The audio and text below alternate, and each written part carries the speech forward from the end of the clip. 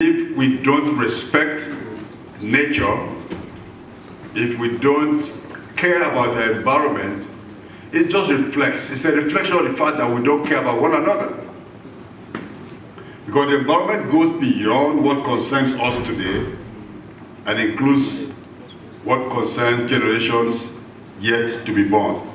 When I mention about the democratic spread of problems in the country, I can just mention a few: desertification, deforestation, extreme water and air pollution, deadly floods. Remember the flood that occurred recently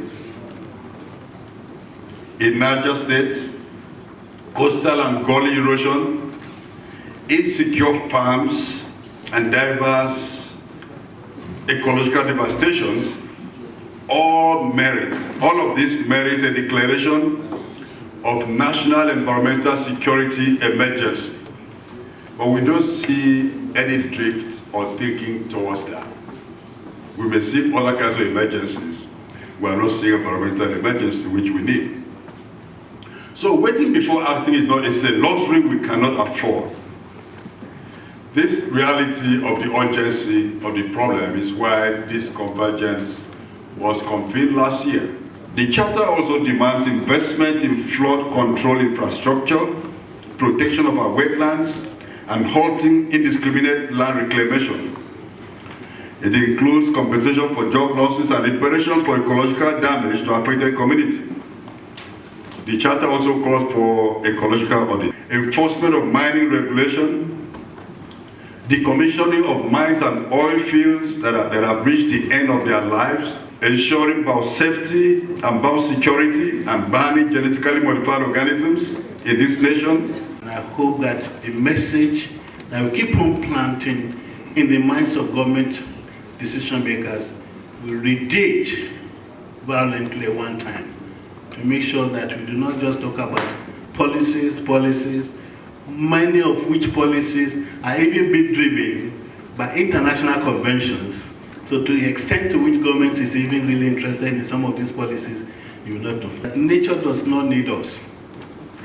We need nature.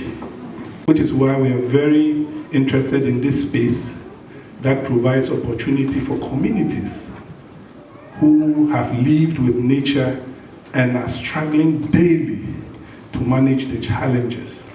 Not only to be consulted, but to be given the space to speak up and also share their knowledge.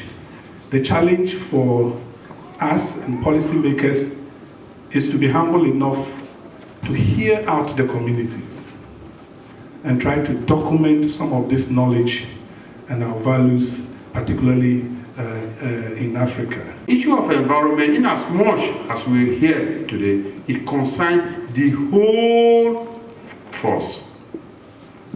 One factor that we must take cognizance of is motor. You just go into the forest. You see, experience I'm having is that as we move away from our period of independence, we continue to destroy the environment. In the early 60s, you can't just enter, that is few years from independence, you can't enter the forest and just cut down trees, not possible. Today, you can do anything